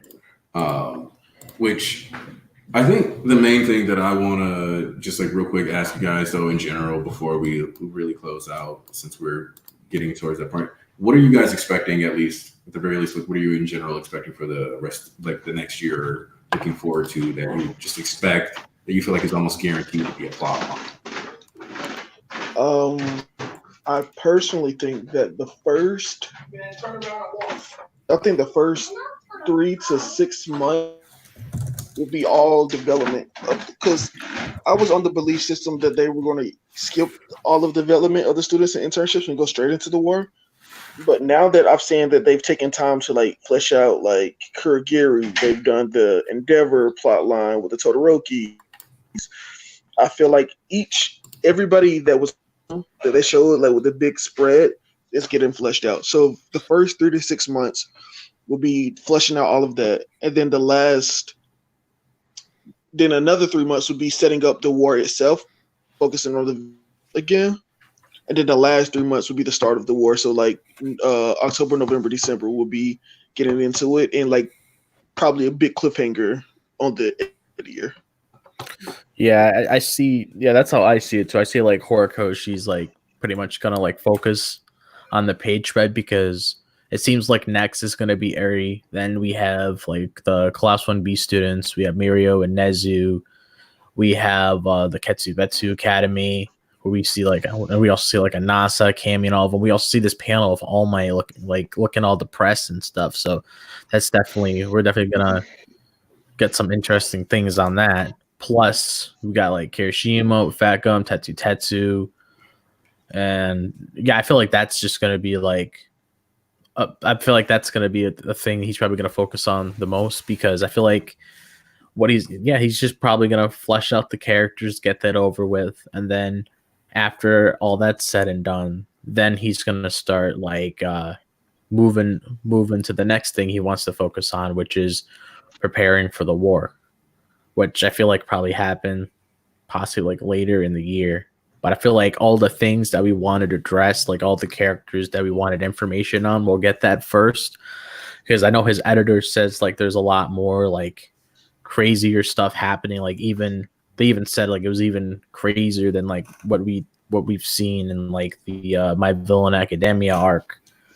So I definitely expect like a lot more revelations. Like the whole revelation we got recently, that was a pretty crazy revelation. But I also know that ties in with like the whole vigilante thing. We'll get insight on Shirakumo, but we got a little bit more in depth with that.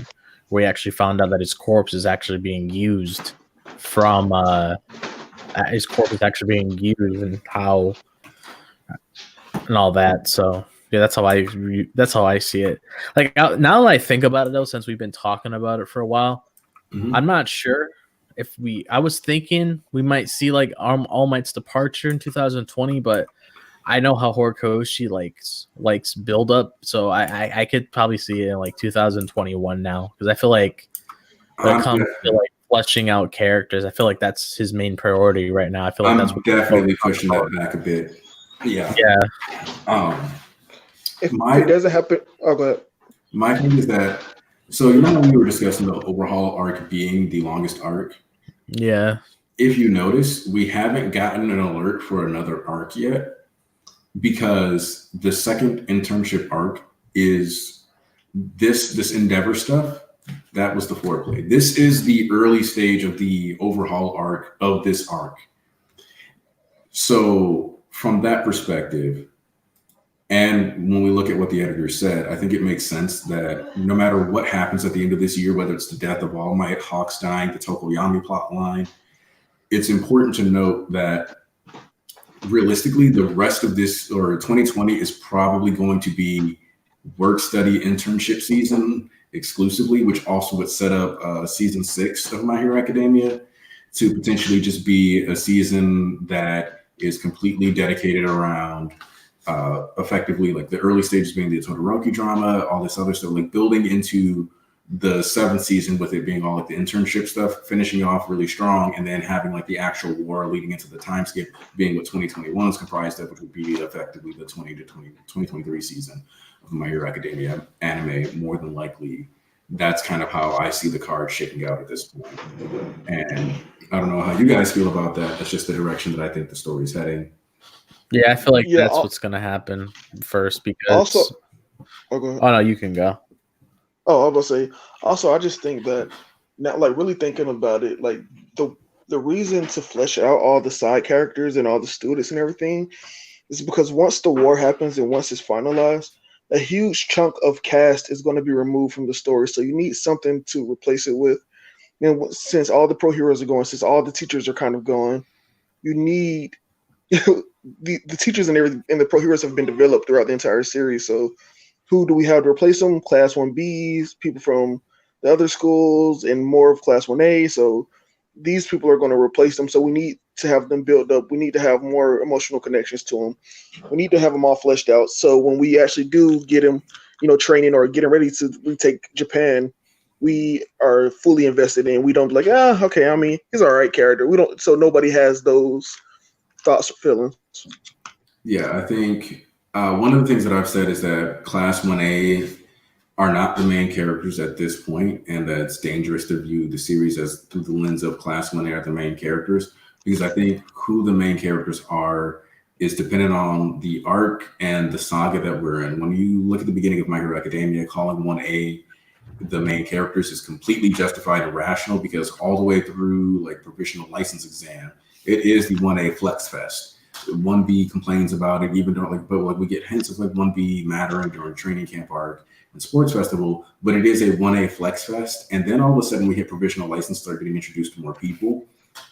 And then from provisional license on, all My Hero Academia has done is tell us the world is bigger than 1A. And a lot of 1A characters don't matter to the plot as much as pro hero characters do. They're not as instrumental to the plot as the League of Villains are. And I think you were in the Destin stream where I said this, Rex, I'm not sure, but the current phase in the Rise of the Villain saga of My Hero Academia seems to be more about the elite of the representative bodies of the hero quirk society, whether it's like the elite students, whether it's the elite pro heroes, whether it's the elite villains that are banding everyone together. It's about the leaders who are going to be in charge of the next wave of conflict, the next generation, and who's going to be at the forefront of the next war from a narrative and emotional standpoint, but also from the physical of who's actually going to be the one stuck fighting. That being said, since we know that some pro heroes are going to die, we know that we're going to lose some characters, we know that a lot of us are in the belief that around the sports festival, even though I want the joint sports festival arc, I still want that. I want Shiketsu, UA, Ketsubutsu Sports Festival to be a thing. But a lot of us know that with the timeline being what it is, April is when the destruction is coming. So is there anything in particular, what's one thing, whether it be like a fight or something else that you want to make sure you get to see before we more than likely lose a good number of cast members? For me personally, I want to see Aizawa actually get like a couple like real fights, not ones where he has to, for narrative reasons, be like pushed to the side or something like that. I just want to see especially with like the Shirakumo stuff, like Aizawa kind of maybe like go and do some more hero work, and All Might start to take more of like the teacher role, and like we get some Aizawa investigative stuff, or him pulling up on villains and like actually like whooping ass. So I just want to know if you guys have any desires like that. Like, let's get this in these 3 months before we, lose everything. One of the things I want to see that like goes along with like the characters we're seeing on that page spread is like getting more insight on like All Might's past, because we still don't know how strong he was at his prime. We got a hint at it, but we haven't really gotten like a full on backstory of like how everything was. So I'm hoping that we get at least the information that we need on All Might before he gets removed from the story. Like that's something that I'm hoping for. But I know a lot of people feel the same way as well about that. Yeah, I think that I personally want to see not quirk awakenings, but people in 1A in particular utilize the quirks in different ways. Like I want to see Manetta like do more than like in some way somehow mold his like the balls on his head to something like a different shape or something. Like each individual ball into something. He stacks them up and then that comes something. Yeah. Or like, Sue like finally doing something else like with her quirk other than like camouflage or something. And like and I just feel like we need to see some massive development in their quirks. If we don't get it now, then it has to be when they're training to come back to Japan. And another thing I want to see is I don't think we're going to see this, but it would be really nice if we did. I want to see the whole All Might versus All For One fight in its entirety. I want to see like the first one, right? The first one. I want to because a fight that big and grand scale had to have happened somewhere where there were no civilians because nobody knows that it happened besides very select few people. So it had to have been on an island like where Nana died or something. Because like if we just imagine like All Might punching and creating tornadoes like at 100%, if he's moving at 100% and fighting at 100%, the devastation like is on a like continental scale. Especially after what he did to All For One too, how he like messed up his face and everything. Like he must have shown a lot of destructive power back then. I want to see All Might trepanate somebody by punching off their head like that. But also, I think it'll be very interesting to see from the standpoint of, because there is always like that little bit of meathead in me that wants to see what peak All Might looks like. From the standpoint of All For One basically destroyed a city in one shot, and All Might was throwing like city level attacks back at him, while both of them were busted up old men. Yeah. Like all like that fight becomes kind of almost comedic when you just look at this as like two old dudes that just haven't gotten over like their beef from 30 years ago. Because that's literally what they are. Two old dudes that have been beefing for 30 years. Yeah, and what's crazy is that we saw what All For One did versus Nana in the little OVA. Like his quirk, like the things he was doing with his quirk was completely different than how he was using it versus All Might in the. And Gran Torino even said from Communal War to how when he fought him the first time, it was completely different. So we don't know exactly like what type of combination he was using. Because I want to say that All For One was using less physical quirks and more, low range, more like firepower quirks like Bakugo quirk. Yeah. That's what I want to say he was using, because I feel like the reason he used more physical augmentation quirks was just because the limitations on his body and stuff like that, and he couldn't see from far distances. Yeah, since he was relying on infrared, and yeah, they want to see Kirishima confronting Giganto, even if it's going to be one-sided. It's something that they still want to see, and Bakugo's realization of the status of Genius, if he's dead or not. That the Bakugo Genius thing, I think we're almost guaranteed to get within the year. Yeah. Kirishima versus Giganto, I don't think we're getting that within the year. But that's a final fight type of thing. But my dream for Kirishima's arc is for fighting Gigantomachia to be a thing. Specifically, I kind of really like the idea of Bakugo launching him as a missile into Gigantomachia while Kirishima uses hardening for like a combo attack. Like, I don't care what you call it, like howitzer, riot, or whatever, but something like that to just blast him away.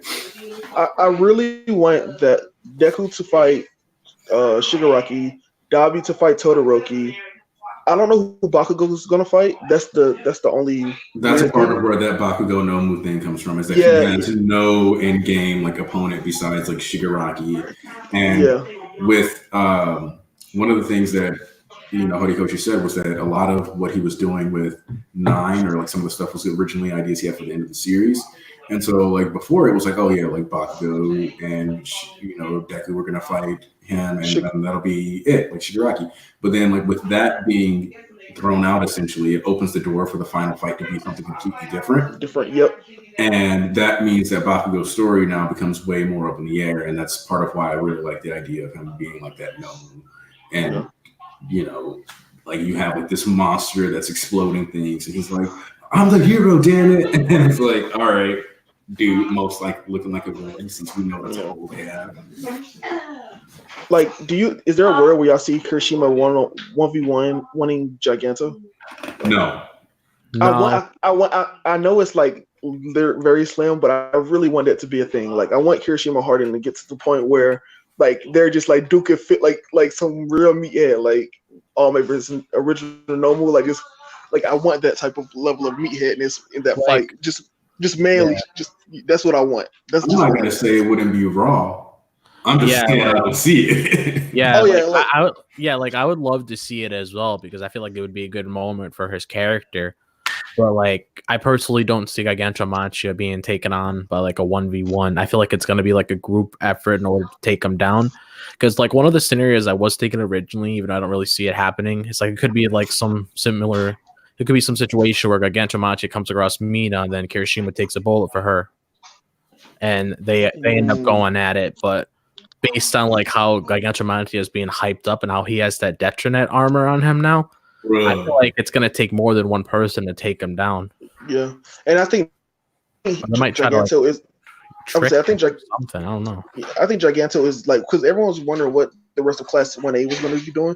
If they're fighting Giganto, that's like pretty much like all you need to do because at this point in the story, I think Giganto is the strongest character. Like we have right. So like. I think after Shigaraki awakens, he may be on par, if not stronger, but that's like real iffy. So like, it's going to take a group effort, and I think that all the Nomus aren't dead yet. I think the rest of 1A taking on Giganto will be a great battle because we know that even the League of Villains weren't able to after a month and a half. So that'll be a great battle. Yeah, it would get all of them something to do. I wouldn't mind. They could all think of like some tactical thing in order to like outsmart them or whatever. Yeah, that would give us our, like that One Piece style fight where it's like they've been fighting for 3 days and 3 nights. And it's just them versus Gigantomachia. I mean, he canonically can stay awake for 48 hours and 44 minutes while in combat. And I feel like that's a really weird detail for Horikoshi to give us besides just for training purposes. Because he could have just been like he fights for 2 days straight, but like he made it a point to give us like that time limit. So I think something in there is going to end up mattering. Do you guys have any other final points you want to drive home before we wrap this up? Okay. I know I'm unpopular in this theory that Dabi isn't. I know, like, but after this whole Kurogiri, like, debacle, I'm not 100% sure, but it has gone up a percentage that possibility that the person that is Toya's body, but the person isn't Toya. That's if you get what I'm saying. Okay, so one of my other theories was that Ujiko would have taken Toya when he was a kid, and that's why they don't know that Dabi is Toya. And then he would have decided, oh no, this quirk has too much backlash. I don't want it. But like one of the things that was talked about is it's like somebody was talking about on Twitter how Dabi has a C grade in intelligence, and like he's dumb, but he's dumb because burns can cause you to like lose memory and da da da da.